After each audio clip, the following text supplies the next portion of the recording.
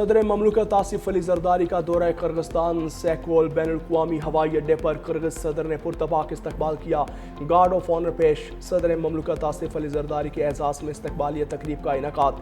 तर्जुमान दफ्तर खारजा के मुताबिक सदर आसिफ अली जरदारी अपने किर्गिज हम मनसब से वन वफूद की सतह पर मुलाकात करेंगे। तिजारत, सरमायाकारी, तवानाई, मादनियात, ज़राअत, टेक्सटाइल, हलाल इंडस्ट्री, सेहत, डिजिटल मईशत, तालीम, सियाहत और बाहमी ताउन के फ़रोग़ समेत इलाकाई और आलमी उमूर पर तबादला ख्याल होगा। फितना अल ख्वारिज का कोई एतबार नहीं। कल को शायद पाकिस्तान में चोरी, डकैती और आम जुराइम का क्रेडिट भी लेना शुरू कर दें। ग्रुप कैप्टन आसिम की शहादत पर फितना अल ख्वारिज के भोंडे दावों पर वज़ीर दिफा ख्वाजा आसिफ का रद्द-ए-अमल। कहा, फितना अल ख्वारिज को दहशतगर्द ग्रुप कैप्टन आसिम तारी के बेहमाना कत्ल की जिम्मेदारी तालिबान कबूल कर रहे हैं। उनका मकसद सिर्फ क्रेडिट लेना है। हकीकत, इखलाकियात और जिम्मेदारी से उन्हें कोई गर्ज नहीं।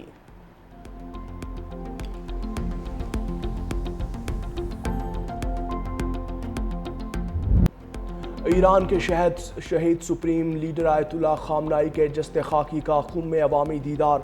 शहीद रहबर और उनके अहल खाना के जनाजे का जुलूस और दुआया तकारीब होंगी। गुज़श्ता रोज़ तेहरान में नमाज जनाजा की अदायगी के बाद जुलूस की शक्ल में मैयत को मेहराबाद एयरपोर्ट तक ले जाया जाएगा। जुलूस जनाजा इमाम हुसैन स्क्वायर, इनकलाब स्क्वायर, आज़ादी स्क्वायर और शहीद लश्करी हाईवे से गुजरते हुए 12 घंटे बाद ख़त्म हुआ। जुलूस में लोगों का ठाठे मारता समंदर मौजूद था। शुरका ने इंतकाम की अलामत सुर्ख रंग के परचम उठा रखे थे। रूसी मीडिया के मुताबिक जुलूस जनाजे में 1 करोड़ से ज़ायद अफराद ने शिरकत की।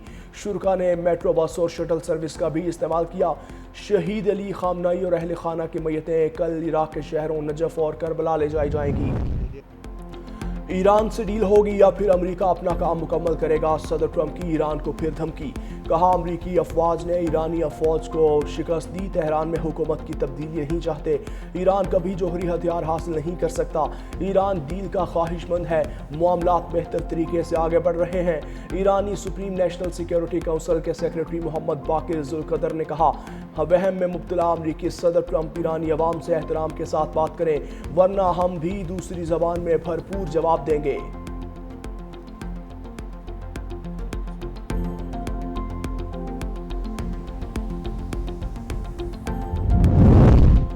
धमकियां जारी रहीं तो हतमी मुआहिदे पर मुज़ाकरात शुरू नहीं होंगे। अमरीका दस्तखत की इज्जत करे। ईरानी वज़ीर ख़ारजा अब्बास इराक़ची का 2 टोक पैगाम। एक्स पर लिखा, ईरानी अवाम और ना ही हमारी बहादुर मुसल्लह अफवाज किसी भी धमकी से मुतासर होती है। MOU की शिक नंबर 13 वाज़े है। धमकियों के तसलसल में हतमी मुआहिदे पर बातचीत शुरू नहीं होगी। अपने दस्तखत का एहतराम करें। लाखों ईरानियों ने आयतुल्लाह खामनाई को खिराज अकीदत पेश करने के लिए जनाजे में इत्तेहाद का मुजाहरा किया।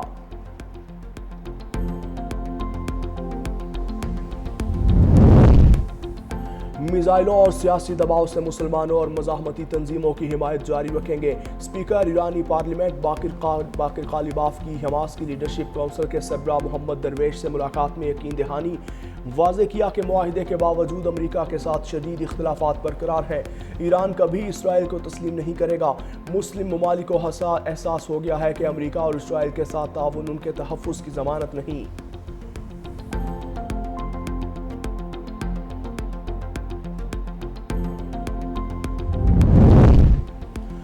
पाकिस्तानी वज़ीर आज़म और फील्ड मार्शल के लिए दुनिया में नोबेल इनाम की आवाज़ें आने लगीं। चीन के सेनेटर फॉर ग्लोबलाइजेशन के नायब सदर डॉक्टर विक्टर गाओ का दोनों शख्सियात को नोबेल इनाम दिए जाने की ख्वाहिश का इजहार। तकरीब से खिताब में कहा कि वज़ीर आज़म शहबाज शरीफ और फील्ड मार्शल आसिम मुनीर सही समत में काम करते रहे तो उम्मीद है कि वो नोबेल अमन के हासिल कर लेंगे।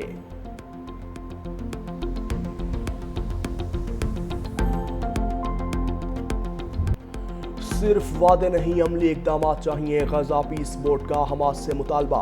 गजा में इमरजेंसी कमेटी की तहलील के ऐलान पर बयान में कहा कि हुक्मरानी, सिक्योरिटी और इक़्तिदार की मुंतकिली रोड मैप के मुताबिक होनी चाहिए।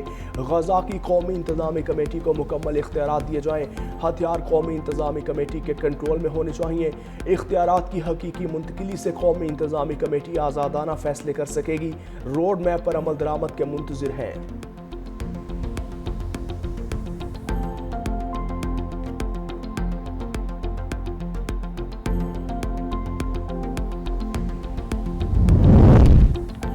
امریکہ اور ایران کے درمیان ایک بار پھر لفظی جنگ چھڑ گئی۔ ایرانی سپریم نیشنل سیکیورٹی کونسل کے سیکریٹری محمد باقر ذوالقدر کا امریکی صدر ٹرمپ کی دھمکی پر سخت رد عمل۔ کہا کہ امریکی صدر نے 9 کروڑ ایرانیوں کو دھمکیاں دی ہیں۔ ٹرمپ ایرانی عوام سے احترام کے ساتھ بات کریں ورنہ ہم بھی آپ کو دوسری زبان میں جواب دیں گے۔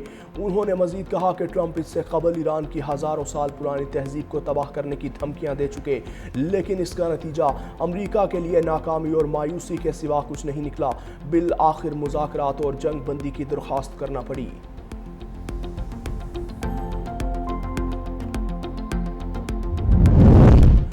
جنوبی لبنان میں اسرائیلی حملوں کے باعث 90,000 سے زائد مکان تباہ ہو چکے۔ مسلسل بمباری سے 6 لاکھ سے زیادہ افراد بے گھر ہوئے۔ رپورٹس کے مطابق اسرائیلی فوج کی جانب سے ایسی ویڈیوز بھی جاری کی جا رہی ہیں جن میں رہائشی عمارتوں کو تباہ کرتے دکھایا گیا۔ متعدد دیہات ملبے کا ڈھیر بن گئے۔ حکومتی سروے کے مطابق متاثرہ علاقوں کی تعمیر نو پر $1 ارب سے زائد لاگت آئے گی۔ مقامی آبادی کے پاس مالی وسائل دستیاب نہیں۔ واپس آنے والے شہریوں کا کہنا ہے وہ مسلسل خوف کے سائے میں زندگی گزار رہے ہیں۔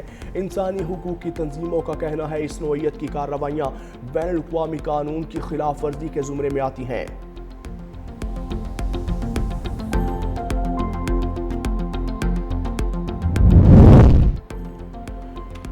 صدر مملکت آصف علی زرداری کا دورہ قرغستان ایسیکول بین الاقوامی ہوائی اڈے پر قرغز صدر نے پرتپاک استقبال کیا۔ گارڈ آف آنر بھی پیش۔ ترجمان دفتر خارجہ کے مطابق صدر آصف علی زرداری اپنے قرغز ہم منصب سے 1-on-1 وفود کی سطح پر ملاقات کریں گے۔ تجارت، سرمایہ کاری، توانائی، معدنیات، زراعت، ٹیکسٹائل، حلال انڈسٹری، صحت، ڈیجیٹل معیشت، تعلیم، سیاحت اور باہمی تعاون کے فروغ سمیت علاقائی اور عالمی امور پر تبادلہ خیال ہوگا۔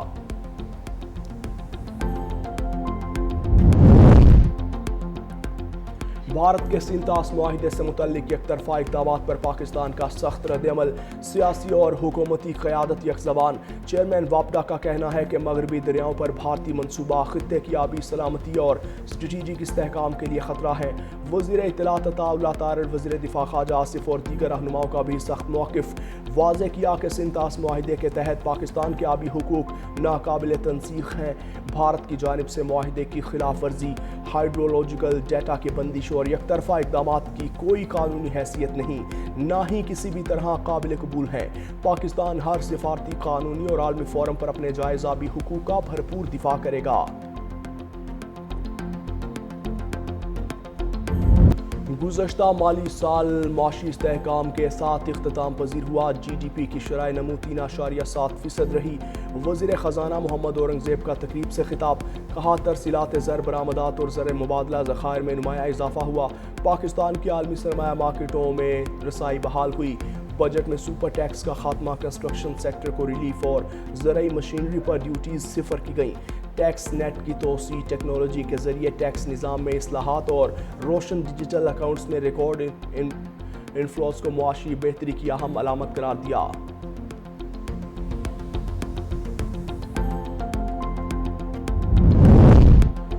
پاکستان سٹاک ایکسچینج میں کاروبار کا زبردست آغاز۔ 100 انڈیکس میں 558 پوائنٹس کا نمایاں اضافہ۔ 1,88,000 پوائنٹس کی نفسیاتی حدود بحال۔ سرمایہ کاروں کے اعتماد میں بہتری کے ساتھ انڈیکس 1,88,012 پوائنٹس پر ٹریڈ کرنے لگا۔